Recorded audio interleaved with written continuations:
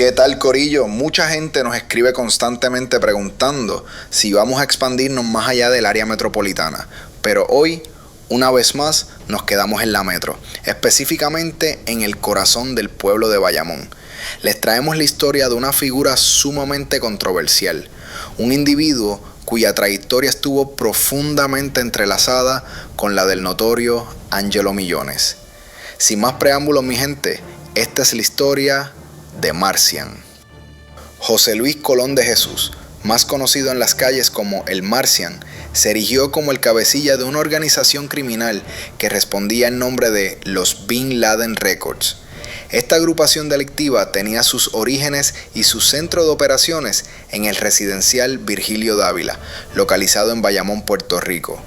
A lo largo de su carrera criminal, Marcian logró forjarse una identidad notoria como gatillero dentro del bajo mundo, adquiriendo una reputación temible.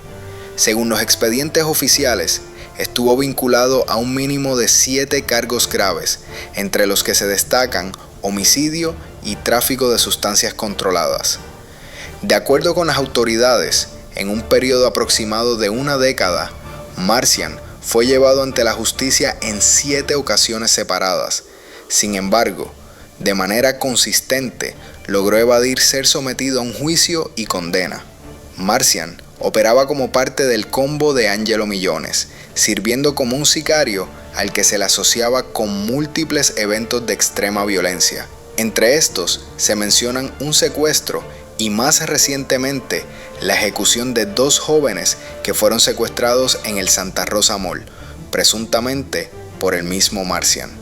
También se le vincula al asesinato de un joven en el Estudio 54, motivado aparentemente porque la víctima miró a su mujer, y a la muerte de otro muchacho en la fila de la discoteca Liquid, simplemente por haberlo tropezado.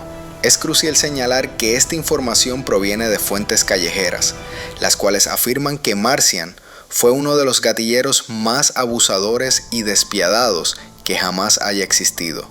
Personalmente yo no puedo confirmar estos dichos, así que si hay alguien que estuvo presente en esa época y desea aportar claridad, la caja de comentarios está completamente abierta para ello.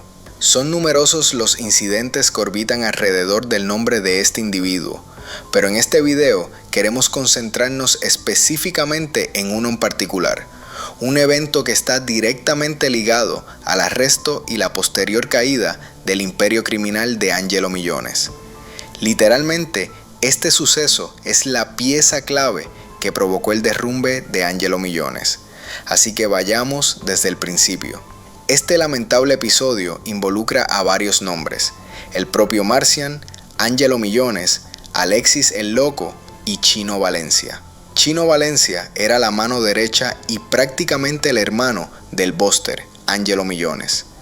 Ambos se habían criado juntos y Chino Valencia era un sujeto muy querido y respetado dentro del bajo mundo. Los hechos se remontan a cuando Alexis el Loco, cuyo nombre real es Alexis Olivo Marrero, estaba robando del cuadre o llevándose material del punto de drogas. No sabemos exactamente qué, pero está relacionado con lo antes mencionado. Esta traición llegó a oídos de Chino Valencia, quien enfureció y buscaba dar de baja a Alexis.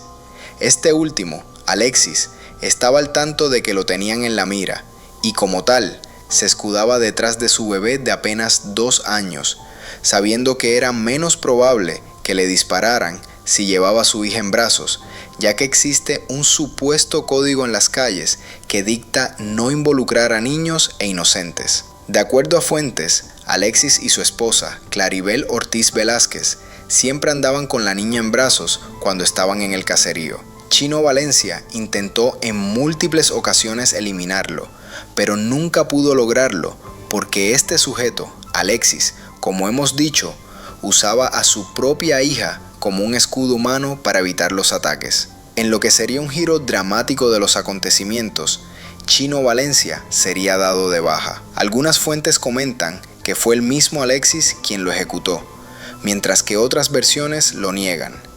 En la calle comenzó a correr con fuerza el rumor de que Chino Valencia había sido asesinado por Alexis el Loco. Este rumor hizo enfurecer a Angelo Millones como nunca antes. Había caído su socio más grande, su amigo de toda la vida, su hermano de la infancia. Angelo dio órdenes inmediatas y perentorias. Alexis el Loco debía ser eliminado de inmediato. Para llevar a cabo la ejecución de Alexis el Loco, se planeó una emboscada elaborada. La táctica consistió en que un sujeto le ofreciera venderle un rifle a Alexis a un precio irrisoriamente bajo. Esto no era más que una trampa, un señuelo para que Alexis apareciera en un lugar específico. Esto nos lleva hasta una farmacia ubicada en el barrio Los Pájaros, en Toabaja. En este lugar se le dio cita a Alexis el Loco para que concretara la compra del rifle. Y así fue como Alexis apareció en su automóvil, acompañado de su esposa, su hija de 2 años, su hijo de 3 años y otro sujeto menor de edad. Justo cuando llegaron a la farmacia y vieron al individuo que supuestamente les vendería el arma hablando por teléfono, la esposa de Alexis el Loco se percató de que algo andaba mal y comenzó a gritar que todo era una trampa, una emboscada. En ese preciso instante, una camioneta Ford Bronco le cerró el paso y de ella descendieron varios sicarios quienes abrieron fuego contra el vehículo de Alexis. Alexis y el menor que los acompañaba lograron salir corriendo del auto, pero cayeron abatidos a escasos metros a la altura de la farmacia. En medio de este caos, Marcian, quien era uno de los ocupantes de la Bronco, se dio cuenta de que desde el interior del vehículo de Alexis, su esposa estaba disparando. Varios de sus proyectiles impactaron la Ford Bronco y, según se dice, uno de los sicarios recibió impactos en el pecho y las extremidades. Como respuesta, Marcian abrió fuego de regreso. Presuntamente sin percatarse en el fragor del tiroteo de que la mujer llevaba a la niña en brazos mientras disparaba, descargó su arma. Fue así que la pequeña de 2 años fue alcanzada por 8 proyectiles de un rifle AK-47. Tras esto, la mujer, en un estado de pánico absoluto, saltó al asiento del conductor, puso el carro en reversa y chocó. Ella misma fue alcanzada por un disparo en la pierna. Cabe reseñar que en el lugar se encontraron más de 300 casquillos percutidos y que aparte de Marcian, había otros 11 sujetos más involucrados en este lamentable evento. La niña, de nombre Adrielis, lamentablemente falleció en el hospital a causa de sus heridas. El niño, Adriel Olivo Ortiz, sobrevivió milagrosamente al ataque. La policía, de manera casi increíble, llegó al lugar de los hechos en cuestión de minutos. Gracias a esta rápida respuesta, la mujer pudo salvar su vida, ya que los sicarios, al ver a los agentes, huyeron en uno de los vehículos. Posteriormente serían interceptados y arrestados en el área de Bayamón Gardens. Otro de los sicarios sería arrestado en el hospital. Este sujeto era el mismo que había recibido los disparos por parte de la esposa de Alexis. Existen versiones encontradas sobre las órdenes precisas. Algunos dicen que Angelo dio instrucciones de eliminar a Alexis el Loco donde quiera que lo encontrasen, sin importar con quién estuviera. Otros sostienen que no, que Angelo dio órdenes expresas de no disparar si estaba con su hija, pero que a Marcian eso no le importó y procedió a hacer lo que le vino en gana. Según nuestras fuentes, Marcian para esta época ya estaba un poco loquito. Hay que destacar que estos personajes del bajo mundo, mientras más vidas van quitando, más van perdiendo la cordura, transformándose en seres completamente apáticos, con muy poco o ningún respeto hacia la vida humana. Este evento, que pasaría a conocerse como la Masacre de los Pájaros, generaría una enorme indignación social. El pueblo ejerció una presión tremenda sobre las autoridades, demandando que se resolviera el caso. Las propias autoridades estaban ahora hambrientas por encontrar a los perpetradores y aplicarles todo el peso absoluto de la ley. Aproximadamente unos 4 meses después de la masacre, Angelo Millones, el Buster, sería finalmente arrestado por las autoridades. Se rumora que los indicios que vinculaban a Angelo con la planeación del evento de los pájaros fueron lo que motivaron a las autoridades a actuar con determinación absoluta en su contra, enfocando todos sus esfuerzos en derrumbar su imperio criminal a como diera lugar. Y aquí, mi gente, es donde la historia se pone aún más pesada, porque tenemos que hablar de lo que nadie quiere ver: el desastre que queda atrás, la tierra quemada. No solo hablamos de presos o pandillas nuevas, sino de las vidas que quedaron destrozadas y que nunca se recomponen. Hablemos de Claribel, la esposa de Alexis el Loco. Después de la masacre, después de perder a su hija Adrielis, de recibir un balazo, de ver a su esposo asesinado frente a ella y de cargar con la culpa de que su bebé muriera en sus brazos, ¿qué le queda? La calle la señala. Algunos hasta la culpan a ella por haber agarrado el arma. Se convirtió en un fantasma en su propio caserío, cargando un dolor que no tiene nombre. Y el hijo que sobrevivió, Adriel, ese niño creció en el sistema, entre familias sustitutas, con el apellido de un padre que era un loco y el recuerdo traumático de una noche de tiros. Esa es la herencia real. Niños que se convierten en huérfanos de una guerra que no pidieron pelear, con cicatrices psicológicas que nunca aparecen en los reportes policíacos. Pero el círculo de destrucción es más amplio. Piensen en los familiares de los mismos sicarios. Cuando arrestan a un muchacho de 18 años que iba en la Bronco, no solo se llevan a él, dejan a una madre desesperada que quizás trabajaba limpiando casas para mantenerlo, ahora teniendo que juntar dinero para un abogado que no puede pagar, visitando la cárcel todos los meses, defendiendo a su niño bueno ante los vecinos mientras carga con la vergüenza. El punto de drogas que controlaba la organización no era solo un negocio, era una plaga que enfermaba a la comunidad. Jóvenes que podían haber sido peloteros o músicos se perdían en el vicio. Familias enteras se desmoronaban por las adicciones y el miedo se instalaba como un alcalde más.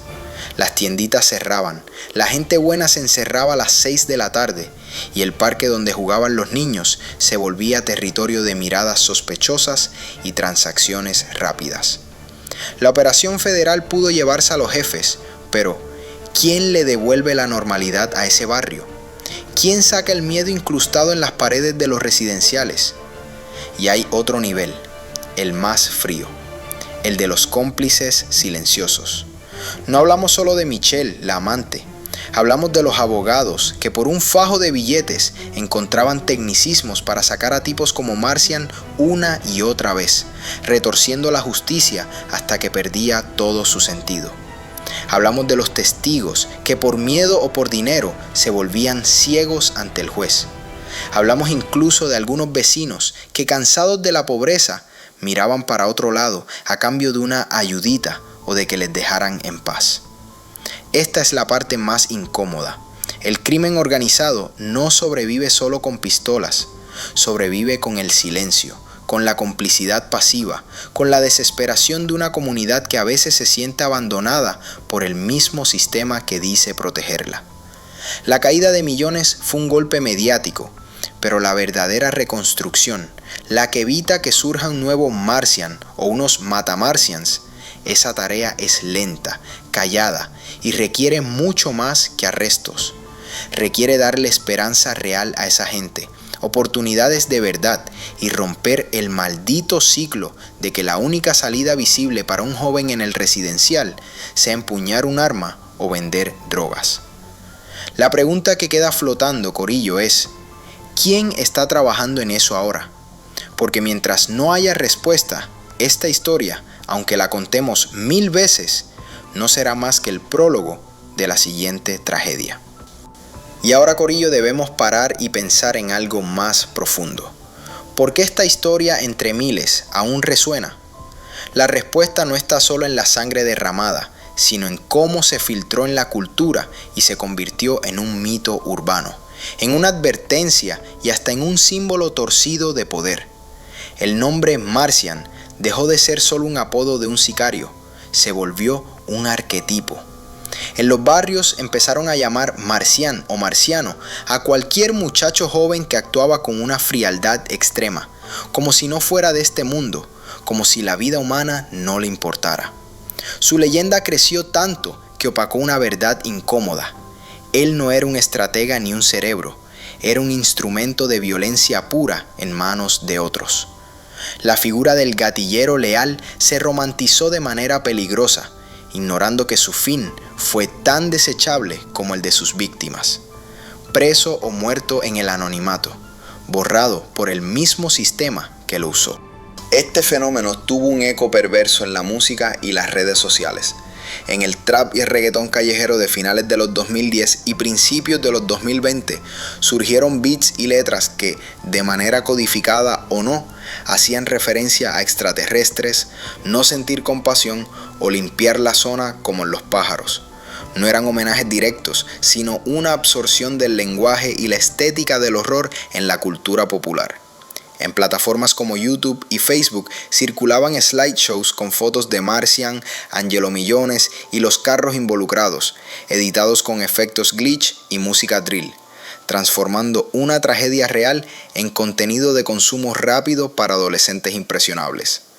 Se creó una mitología digital donde los hechos se mezclaban con la ficción, donde la crueldad se confundía con el respeto y donde la víctima más inocente, Adrielis, a menudo era solo una nota al pie en los comentarios llenos de emojis de pistola y fuego. Pero el efecto más corrosivo fue en la psiquis colectiva de las comunidades. La masacre de Los Pájaros implantó una idea tóxica, que no existían límites, que el código no oficial que alguna vez pudo haber protegido a mujeres y niños estaba ahora quebrado. Este trauma cambió el comportamiento de la gente. Madres que antes dejaban a sus hijos jugar en el parque, ahora los tenían bajo estricta vigilancia. La desconfianza hacia cualquier vehículo desconocido se volvió instintiva. Y de manera perversa, para algunos jóvenes sin esperanza, la notoriedad de Marcian presentaba un camino distorsionado hacia el reconocimiento.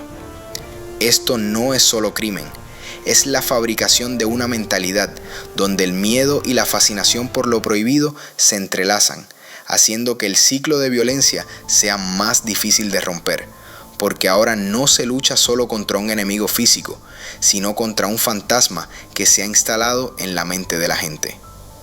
La pregunta final y la más incómoda es esta: ¿cuánto de esta historia hemos ayudado a perpetuarla nosotros como público? Al consumirla con morbo, al repetir los apodos con un tono de fascinación, al buscar los detalles más escabrosos sin una reflexión sobre el dolor humano real. Cada vez que compartimos un video o un post sobre los narcos más temibles sin contexto, estamos en pequeña escala contribuyendo a la misma mitología que glorifica el vacío y olvida a las verdaderas víctimas. La historia de Marcian es, en última instancia, un espejo. Nos refleja lo que elegimos recordar y lo que decidimos glorificar. Y en ese reflejo, a veces, la línea entre contar una historia para advertir y contarla para entretener con el dolor ajeno se vuelve peligrosamente delgada. Para entender la verdadera magnitud de este caso, hay que voltear la cámara y mirar hacia el otro lado, el cuartel. ¿Qué pasó por la mente de los agentes que llegaron primero a esa farmacia en Los Pájaros y encontraron más de 300 casquillos y una niña herida de muerte?